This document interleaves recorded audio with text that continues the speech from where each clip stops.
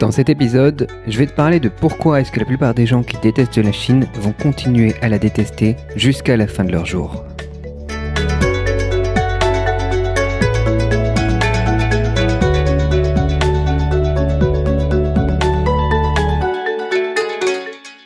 Alors, je sais pas si tu l'as remarqué, mais en fait, il y a plein de gens qui n'aiment pas la Chine, il y a plein de gens qui adorent la Chine. Dans les épisodes précédents, je te parlais de l'effet polarisant de la Chine. C'est quelque chose qu'on retrouve avec d'autres phénomènes, comme par exemple Donald Trump, Greta ou n'importe quoi, tu vois. C'est souvent des gens qui ont des idées qui polarisent. Soit on est complètement pour, soit on est complètement contre. Et la Chine, la Chine, son gouvernement, sa manière de gérer 1,4 milliard de personnes, c'est aussi quelque chose qui polarise. Tu vois, soit on aime, soit on est complètement fan, soit on déteste. On a beaucoup ça aussi avec des produits comme les produits Apple, mais souvent voilà, c'est des choses qui sont sur lesquelles on a des opinions très personnelles, très posées, qu'on a créées avec le temps, qu'on a eu qui ont été générées aussi avec notre environnement, avec la famille, avec les médias, ce genre de choses.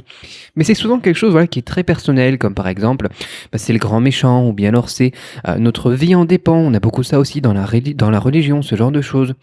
Et je sais pas si tu as déjà eu l'occasion, si tu aimes la Chine ou si tu la détestes, peu importe en fait. Ce que tu as fait, c'est que tu as peut-être essayé de convaincre quelqu'un que tu avais raison, de lui expliquer que la Chine au final, c'est pas si mal et c'est même très bien. Voire l'inverse, que la Chine, les Chinois c'est les méchants et que c'est grâce à eux que c'est à cause d'eux plutôt que le monde va mal. Tu vois, je sais pas dans quel cas de figure t'es soit dans l'un, soit dans l'autre. Mais ce qui se passe en fait, c'est que souvent ça marche pas, t'essayes de convaincre la personne en face de toi et puis elle t'écoute pas. Et par contre, dès qu'il y a un petit reportage à la télé qui va plomber la Chine, là t'as la personne en face qui dit « T'as vu, je te l'avais dit, ils sont comme ça, les Chinois, ils sont tous pareils, c'est tous des... » Voilà. Et parfois, t'as l'autre chose, t'as le cas inverse où t'as quelqu'un qui adore la Chine et puis qui va avoir une information, par exemple sur un média mis en avant par la Russie ou par le gouvernement chinois et qui dit « Ah tiens, regarde l'autre face, regarde au final ils sont géniaux, regarde au final la majorité des Chinois ils sont comme ça et ils sont bien. » Qu'est-ce qui se passe ici ? Qu'est-ce qui se passe ici ? Ça, c'est très grave, c'est quelque chose de très important et qu'il faut comprendre parce qu'on va pouvoir actionner là-dessus aussi. Je te disais dans les précédents épisodes aussi que moi, je regarde les médias, par exemple français, mais aussi les médias russes, les médias chinois, les médias anglais. Pourquoi ? Pour me faire ma propre opinion. Mais il n'y a pas que ça. Il n'y a pas que ça. En fait, je m'étais rendu compte il y a quelques années que j'avais un biais de confirmation. C'est-à-dire que moi, je regarde aussi les médias français. D'accord ? Et je regarde aussi les chaînes YouTube de personnes qui détestent la Chine. Pourquoi ? Pour ne pas avoir un biais de confirmation. Parce que la Chine, c'est un pays que j'aime bien, que j'affectionne particulièrement. L'Asie, depuis tout petit, moi, ça m'intéressait. Du coup, je sais que je vais avoir un biais de confirmation positif vis-à-vis de la Chine et que dès que je vais avoir un truc positif, je vais justement rajouter ça à mes émotions et je vais venir confirmer ce que je pense déjà être de la Chine, par exemple. Ce que je pense que c'est déjà commencé selon moi. C'est-à-dire que c'est bien, par exemple. Et ça m'a permis de faire la lumière sur pas mal de choses qui sont pas si blanches, tu vois, en Chine, et de casser d'autres choses qui ne sont pas si noires non plus en Chine. C'est pour ça que je te dis que je suis un petit peu entre les deux, et c'est aussi pour ça qu'il y a beaucoup de gens qui n'aiment pas ce que je propose comme contenu, et que je vais perdre la moitié de mes abonnés aujourd'hui, parce que non seulement je leur dis que la Chine c'est pas tout blanc ni tout noir, et en plus je leur parle de biais de confirmation, et on va parler psychologie et tout ça. Non mais tu te rends compte, là c'est fini, moi j'ai plus d'abonnés là. Et donc qu'est-ce qui se passe en fait ? Le concept c'est simple, c'est-à-dire que sur des faits qui sont très personnels, des opinions qui sont très personnelles et très poussées, qui répondent à une menace ou à une passion, comme par exemple la Chine ou la fin du monde, le changement climatique, ce genre de choses, on va avoir tendance à confirmer les informations en fonction de ce que l'on pense. Et même si on te donne un article neutre avec du positif et du négatif sur la Chine, tu donnes ça à quelqu'un qui est pro-Chine, il va te dire « T'as vu, je t'avais dit, la Chine c'est bien, il a dit ça. » Et tu donnes ça à quelqu'un qui sera contre la Chine, anti-Chine, anti-PCC, qui déteste ça, et il va dire « T'as vu, là, il a dit ça, la Chine c'est le pire pays du monde, leur gouvernement c'est juste horrible. » Et c'est ça le biais de confirmation, c'est qu'on se retrouve du coup avec des gens qui ne changeront jamais d'avis. Ils changeront jamais d'avis. Et même si tu leur montres un truc qui est le plus vrai possible, comme la réduction de la pauvreté dans le monde, comme, je sais pas moi, la réduction de la pauvreté dans le monde, déjà, si tu regardes les chiffres et les graphiques et tout ça, c'est juste un truc de malade, quoi. Et tu leur montres ça à ces personnes qui détestent la Chine, et ils vont te dire non. Ils vont te dire c'est truqué, ils vont te dire il y a forcément anguille sous roche, ça commence à telle date, mais avant c'était comment, etc., etc. Et en fait, tu peux pas changer d'avis, tu peux pas faire changer d'avis les gens, à moins que eux-mêmes soient conscients qu'il existe un biais de confirmation, comme moi je suis conscient que ça existe, et qu'ils fassent eux-mêmes l'effort d'aller consulter l'autre côté de l'histoire, l'autre côté de la pièce, l'autre face de la lune, j'en sais rien quoi. Et du coup, c'est très complexe. C'est très complexe et c'est pour ça que du coup, il faut pas te fatiguer à essayer d'aller changer les gens. Il faut faire ton boulot à toi de recherche et ça sera déjà pas mal parce que notre notre propre biais de confirmation que nous avons, il est déjà très difficile à abattre, notamment sur la Chine, sur Greta, sur Trump ou n'importe quoi. Moi, quand je dis à des gens que j'admire Trump, par exemple, notamment pour son côté business, tu vois, puis c'est respectable, tu vois, c'est ce que je dis, quand tu as quelqu'un qui devient président, il y a forcément quelque chose de respectable là-dedans, tu vois, dans l'histoire du mec. Quand je dis, je sais pas moi, que la Chine, justement, le gouvernement chinois, c'est quand même impressionnant qu'ils arrivent à gérer 1,4 milliard de personnes, qu'on soit pro-Chine ou contre la Chine, tu vois, on s'en fout un petit peu. Ils ont quand même réussi une prouesse, c'est indéniable. Mais quand tu dis ça, la plupart des gens, ils vont être complètement dire, ouais, c'est trop bien, ils font ça trop bien, et puis c'est un modèle, tu vois, au final, nos démocraties en Occident, c'est de la merde. Et t'en as d'autres qui vont dire, ouais, mais attends, regarde comment est-ce qu'ils font ça, regarde les points négatifs, regarde que le côté négatif, tu vois.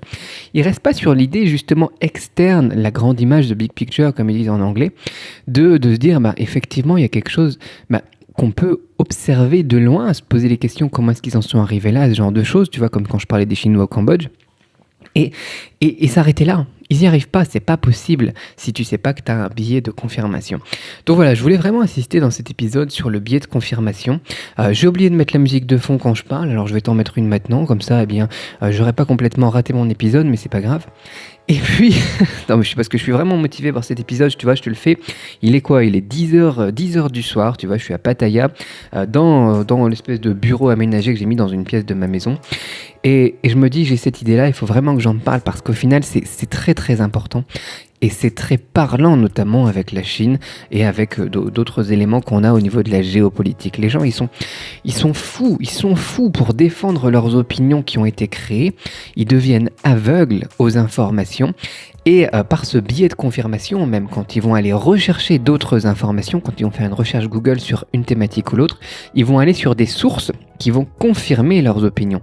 Ils vont aller rechercher, par exemple, s'ils sont pro-Chine, ils vont aller faire chercher uniquement leurs informations sur RT, sur Sputnik, sur Chine Nouvelle et compagnie.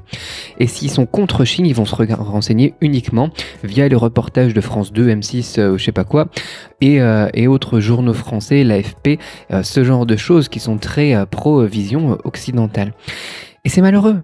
C'est malheureux parce que du coup, ils font que confirmer et renforcer leurs croyances. Alors qu'ils pourraient travailler pour avoir une vision plus vraie, une vision plus globale, une vision plus éloignée, avec plus de recul de la chose, s'ils comprenaient ce qu'ils sont en train de faire. Et donc voilà, c'est une vidéo que tu peux envoyer à des gens qui soient super fans de la Chine ou qui détestent complètement la Chine, ou même Donald Trump ou Greta, on s'en fout en fait. Parce que on se rend compte du coup qu'on n'a qu'un seul son de cloche, et quand on veut même aller écouter des informations pour justement avoir des infos en plus, on va chercher nos infos qui n'ont qu'un seul son de cloche, ou bien qui à 90% des cas, qui dans 90% des cas sont de notre son de cloche. Donc du coup, on peut jamais changer d'avis. Tu vois, moi j'ai essayé de convertir des gens aussi, à leur expliquer notamment ce que je pense de moi, tout ce qui est gestion des gouvernements, ne serait-ce que par exemple la santé, tu vois, les retraites, tu vois, on a des systèmes qui sont formidables en France, le système de retraite et de santé, on est très bien équipé, on a des très bonnes choses, mais on est déficitaire, tu vois. Et du coup, si tu regardes la grande image, si tu prends du recul, au final, on est en train de faire une grosse connerie, on va droit dans le mur, quoi. C'est la crise, tu m'étonnes que les crises, elles arrivent, elles repartent, elles reviennent, et que ça soit aussi cyclique et de plus en plus rapproché quand on fait des trucs comme ça, quoi. Et donc, quand tu expliques ça à certaines personnes qui sont à fond dans leur truc, avec leur biais de confirmation vraiment à fond, la France c'est forcément le meilleur système possible, tu peux pas discuter avec ces gens-là, tu peux pas. J'ai essayé encore cet été, je recevais des amis, j'ai reçu pas mal d'amis d'ailleurs cet été, et tu commences à leur expliquer, à leur parler d'impôts, de taxes, de gestion, de trucs comme ça, des différents pays dans lesquels tu as voyagé, etc. Mais sans vraiment donner d'opinion, juste expliquer un fait, tu vois, que c'est déficitaire, que les milliards, les centaines de milliards qui étaient prévus pour les retraites, ils sont plus là, ce genre de choses, mais ces personnes-là, elles sont elles sont fermées. Elles sont fermées aux informations qui sont des faits avérés, tu vois. Moi, j'ai un ami, je vais dire, qui bosse à la Commission européenne. Mais c'est de la folie ce que t'entends. Mais si t'es fermé d'esprit, tu peux pas comprendre ce qu'il est en train de te dire. C'est juste de la folie, quoi. Donc, je veux pas dire que c'est grave, je veux pas dire que c'est mal, je veux pas dire qu'on devrait faire autre chose ou n'importe quoi, mais je veux juste te dire que je comprends comment le système fonctionne et je comprends à peu près dans quelle direction on va. Mais la plupart des gens, ils ne peuvent pas comprendre. Ils ne peuvent pas comprendre parce qu'on leur fait peur au quotidien. On insiste et on renforce leur biais de confirmation. Et du coup, ils sont bloqués. Ils sont bloqués dans le système, comme on l'appelle. Et on peut pas sortir du système quelqu'un. C'est pas possible, en fait. Tu vois, c'est ça qui est terrible. Il y a que toi qui peux te sortir du truc. Il y a que toi qui peux comprendre le monde qui t'entoure. Il y a que toi qui peux comprendre les règles du jeu aussi quand tu vas dans un pays. Il y a des gens qui ont des problèmes quand ils vont en Chine, quand ils vont en Thaïlande, etc. Et qui comprennent pas et qui à la fin finissent par détester le pays. Pourquoi ? Parce qu'ils n'ont pas regardé justement le truc avec du recul, essayer de comprendre un petit peu les règles du jeu, pourquoi est-ce qu'elles sont instaurées et pourquoi est-ce qu'il vaut mieux bien s'y tenir, tu vois. C'est terrible, c'est terrible. Enfin voilà, on peut pas jouer à un jeu duquel on comprend pas les règles. Tu vois, il y a un ami, Sébastien Tissier, qui a fait une très très bonne vidéo là-dessus. Je vais essayer de te la retrouver et de te la mettre dans la description.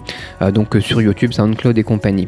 Mais c'est un truc de malade. C'est très très intéressant de regarder ça comme ça, parce que quand tu regardes ça avec du recul, tu peux comprendre et tu peux comprendre pourquoi est-ce que tu pensais comme ça et éventuellement casser aussi toi tes préjugés. Tu sais, moi j'ai fait LC, CCV pour casser les clichés, casser les préjugés, ce genre de choses et je le fais aussi pour moi. Je le fais aussi pour moi quand je fais des recherches, quand je parlais des youtubeurs aussi. Alors je sais, c'est polarisant, il y a des gens qui ont commencé à me dire que j'étais malhonnête, que j'étais un menteur ou des trucs comme ça, mais c'est pas grave, parce que j'ai fait mes recherches des deux côtés. Et ces youtubeurs, tu vois, les deux, le pro-Chine et le anti-Chine, je les suis tous les deux. Comme ça, je me fais ma propre opinion.